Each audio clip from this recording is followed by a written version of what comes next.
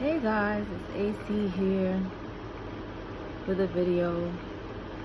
Should be pretty quick. Haven't made a video in a while. I'm trying to learn to be more consistent, but a lot's been going on with work, and it was a long weekend, and my baby went away with his dad for the weekend, so I had a little bit of free time to do nothing, and I got a little bit of party on. So that was that. Hope everybody had a good Memorial Day weekend, whether you went to Bike Week, whether you went to Cancun or something like that.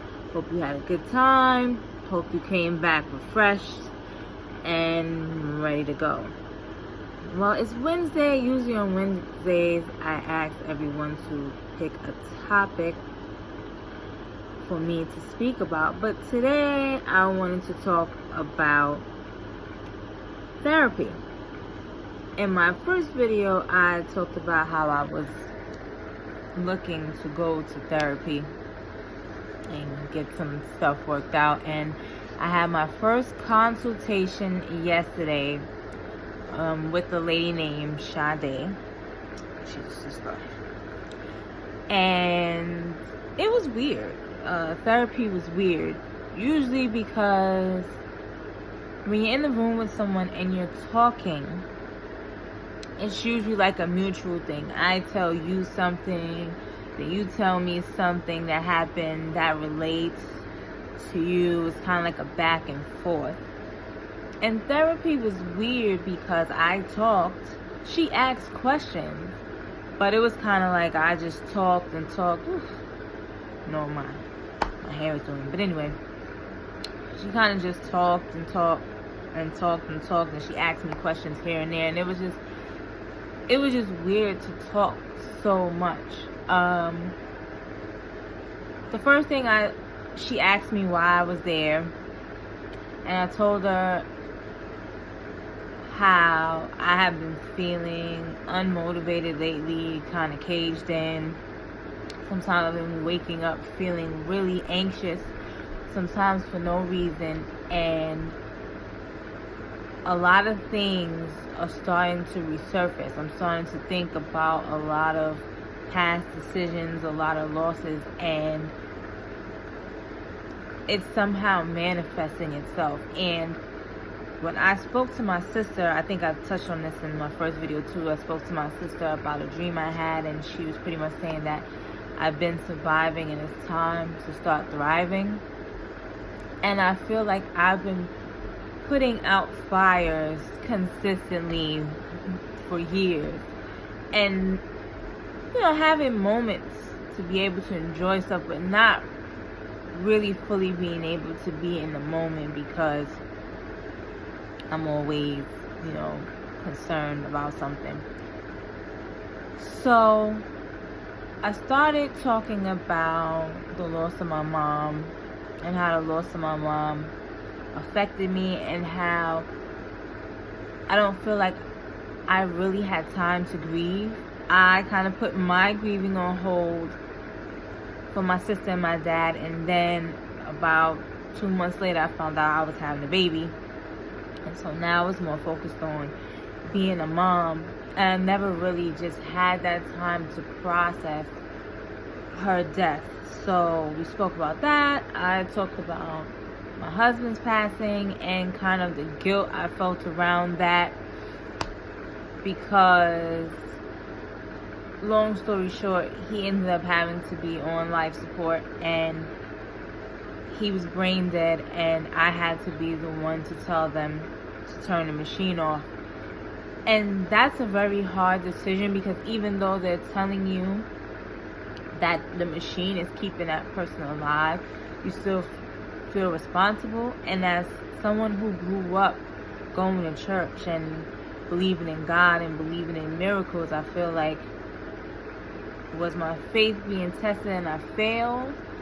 But there's certain elements that make me feel like I definitely made the right decision, especially for my husband, because he wouldn't want to be a burden, and he wouldn't want to live in some type of state where only machines were keeping him alive, but I carry a lot of guilt from that, and it usually hits me, around his birthday or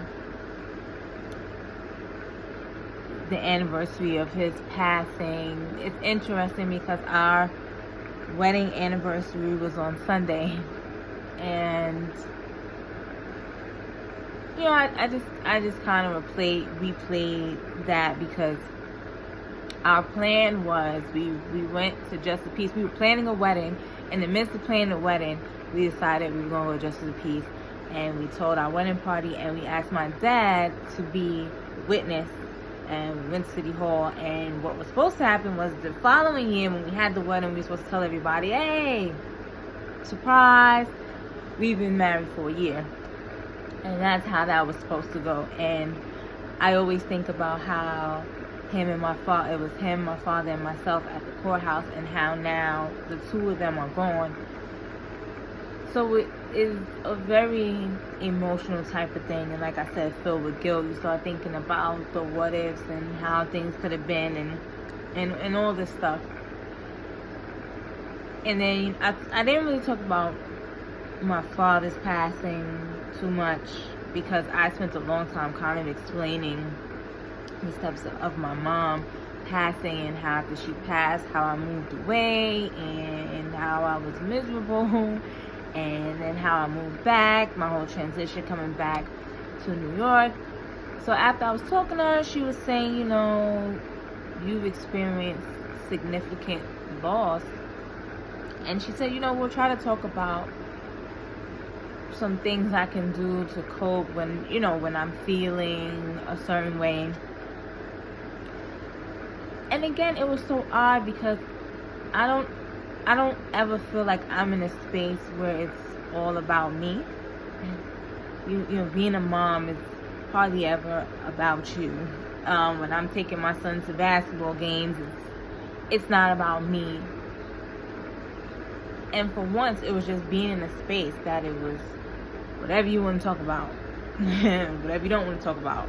One of the things I think that's going to be challenging to me is going to be really opening up, because I figure, therapy is for you to open up to someone who doesn't know you, who's not really a part of your everyday life. They get paid to listen to you. It should really be no judgment going on. But it's still hard. I know when I was talking about my mom, I started to get emotional, but I was holding back the tears. So I feel like that's going to be the most challenging part for me, is going to be just speaking my truth, because I have to speak my truth, the good, the bad, the ugly, if I'm trying to move forward and let things go. So we did schedule another consultation next week. I'm doing it kind of on like a lunch hour type of thing, and I don't know, we'll see how this goes. I felt a little bit lighter when I went. Oh, y'all see my nails? I got these at Rite Aid. But anyway, I felt a little bit lighter after I sat there and talked. So I'm excited about it. First time I've ever been to a therapist ever. So it's definitely a new experience for me.